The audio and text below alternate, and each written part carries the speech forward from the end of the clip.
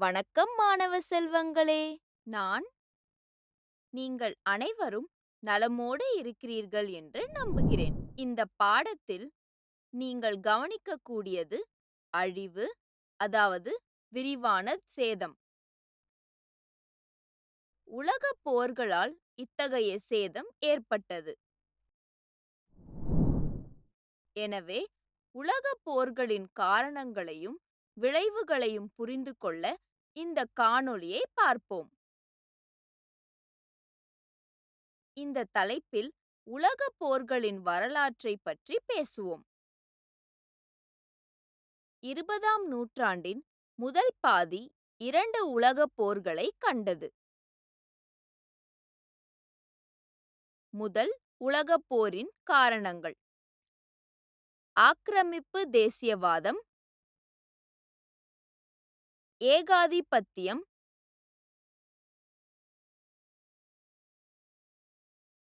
இரகசிய கூட்டணிகள்,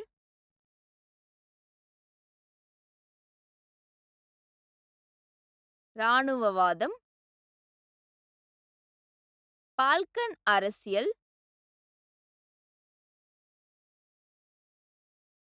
உடனடி காரணம். முக்கிய வார்த்தைகள்: ஆக்கிரமிப்பு தேசியவாதம், சொந்த நாட்டின் மீது அளவு கடந்த அன்பு மற்றும் பிற நாடுகளை வெறுப்பது.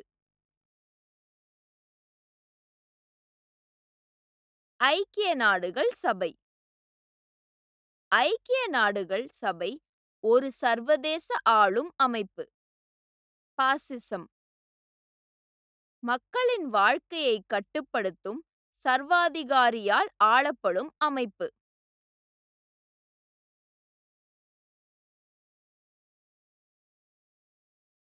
ஏகாதிபத்தியம்: ஒரு நாட்டின் அதிகாரத்தை நீட்டிக்கும் கொள்கை.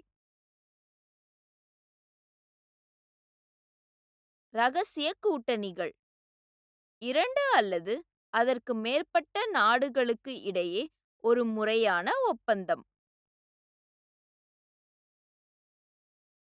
இராணுவவாதம், பாதுகாப்பு படை.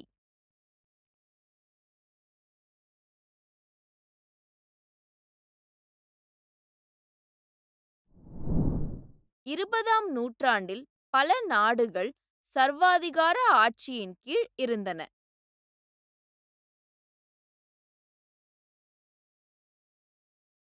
ஒரு புறம் பாசிசம் அதன் சந்தேகத்திற்கு இடமில்லாத அதிகாரம் மற்றும் மக்கள் மீதான வெறுப்பு ஆகியவற்றின் கருத்துக்களால் வலுவாக வளர்ந்தது. மறுபுறம் ஜனநாயகத்தின் தேவையும் அதிகரித்து வந்தது.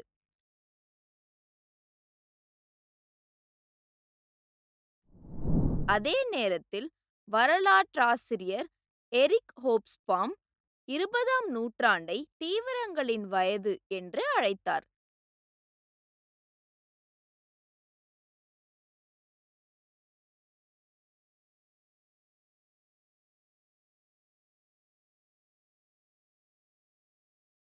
இருபதாம் நூற்றாண்டில் மருத்துவத்தில் புதிய கண்டுபிடிப்புகள் காரணமாக சராசரி ஆயுட்காலம் அதிகரித்தது.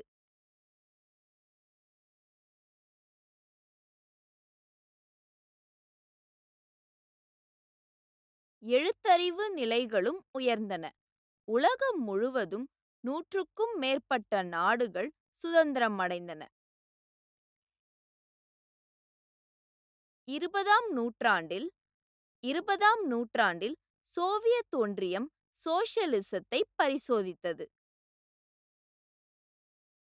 சோஷலிசம் என்பது அரசு அல்லது அரசாங்கத்தால் கட்டுப்படுத்தப்படும் அரசியல் மற்றும் பொருளாதார அமைப்பை குறிக்கிறது. அமெரிக்கா போன்ற சில நாடுகள் பல கட்சி ஜனநாயகத்தின் தாராளவாத வழிமுறைகளை ஏற்றுக்கொண்டன. 20ஆம் நூற்றாண்டின் தொடக்கத்தில் உலக மேற்கின் தொழில்மயமான நாடுகளை உருவாக்கியது. அதாவது Britain, America, Germany, France, Italy போன்றவை. மேலும் ஆசியா மற்றும் ஆப்பிரிக்காவின் பல நாடுகளை காலனித்துவப்படுத்தியது. இந்த நாடுகள் வளர்ந்த நாடுகளின் கட்டுப்பாட்டின் கீழ் வந்தன. தொழில்மயமான நாடுகள் இரண்டு எதிரி குழுக்களாக அல்லது தொகுதிகளாக பிரிந்திருந்தன. ஜெர்மனி, ஆஸ்திரியா மற்றும் ஹங்கேரி ஒரு பக்கமும், பிரிட்டன், பிரான்ஸ் மற்றும் ரஷ்யா மற்றொரு பக்கமும் இருந்தன. ஒவ்வொரு குழுவும் உலகின் காலனிகள் மற்றும் சந்தைகளில் ஆதிக்கம் செலுத்த விரும்பியது. இது உலகப் போர்கள் ஏற்பட வழிவகுத்தது. முதல் உலகப் போர் 1914இல் தொடங்கி 1918இல் முடிந்தது. பிரிட்டனும் பிரான்சும் ஜெர்மனியையும் அதன் நட்பு நாடுகளையும் போரில் தோற்கடித்தன. உலகப் போர்களுக்கான காரணங்கள். ஆக்கிரமிப்பு தேசியவாதம். ஆக்கிரமிப்பு தேசியவாதம் ஒருவரின் சொந்த நாட்டை விட மேன்மை என்ற உணர்விலிருந்து எழுகிறது.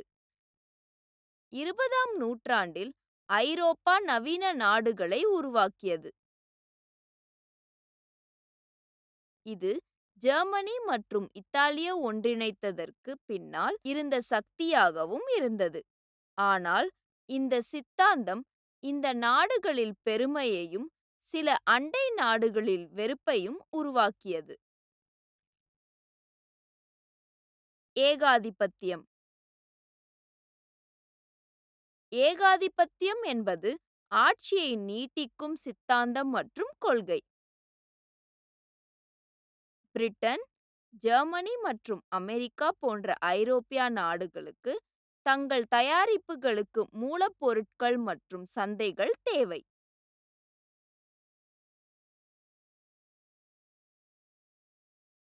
அவர்கள் தங்கள் மூலதனத்தை காலனிகளில் முதலீடு செய்ய விரும்பினர்.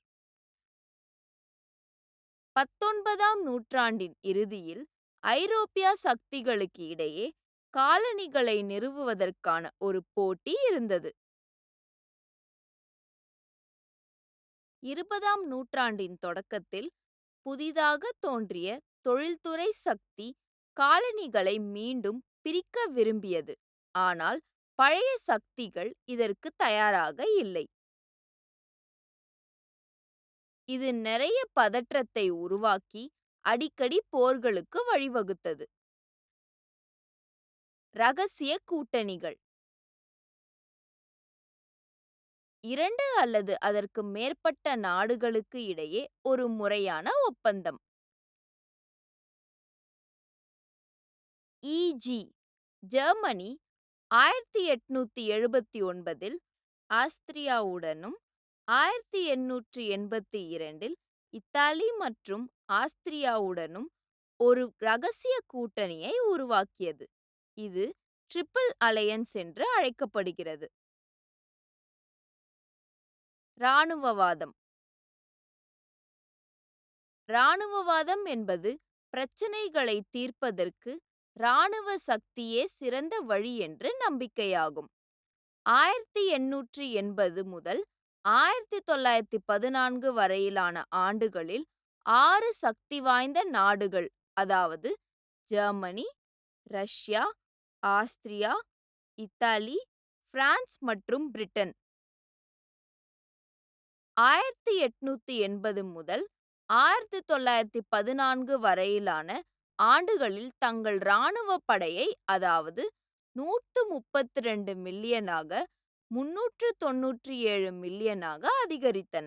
இராணுவவாதத்தின் சூழலில் 3 முக்கியமான விஷயங்கள் உள்ளன. அனைத்து நாடுகளும் தங்கள் பாதுகாப்பிற்காக பாரிய படைகளை கட்டியெழுப்பியுள்ளன. அவர்கள் தங்கள் இராணுவ ஆயுதங்களை அதிகரிப்பதில் போட்டியிட்டனர் மற்றும் போர்களை ஆதரிக்க மக்களை ஊக்குவித்தனர். ராஜதந்திர பிரச்சினைகளுக்கு தீர்வாக போர்களை பயன்படுத்துவதற்கு யோசனையை தொடர்ந்து ஊக்குவித்த ஆயுதங்களின் ஒரு பெரிய தொழில் தோன்றியது. பால்கன் அரசியல் 19ஆம் நூற்றாண்டின் பிற்பகுதியில் இப்பகுதியில் உள்ள இடது அரசியல் சக்திகளிடையே பால்கன் கூட்டமைப்பு என்ற கருத்து உருவானது.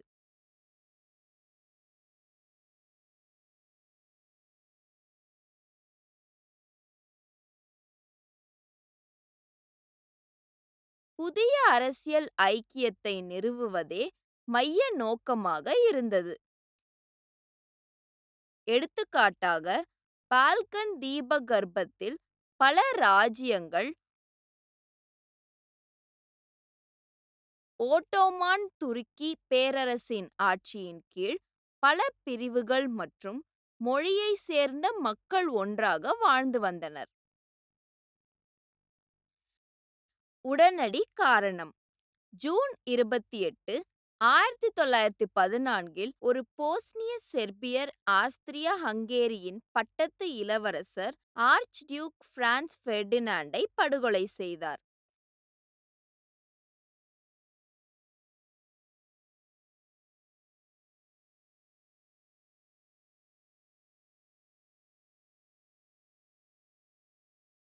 ஆஸ்திரியா செர்பியாவிடம் விளக்கம் கேட்டது.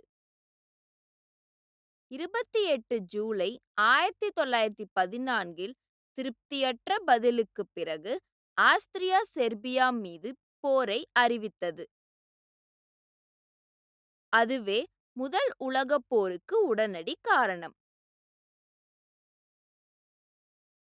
செர்பியா பிரிட்டன், பிரான்ஸ் மற்றும் ரஷ்யாவின் பக்கம் இருந்தது. இந்த நாடுகள் செர்பியர்களுக்கு ஆதரவாக வந்தன. ஜெர்மனியும் அதன் குழுவும் ஆஸ்திரியாவை ஆதரிக்க முடிவு செய்தன. 1914 மற்றும் 1918க்கு இடையில் 30க்கும் மேற்பட்ட நாடுகள் போரை அறிவித்தன. Serbia, Russia, France, Britain, Italy மற்றும் அமெரிக்கா உள்ளிட்ட நேச நாடுகளின் பக்கம் பெரும்பான்மையினர் இணைந்தனர்.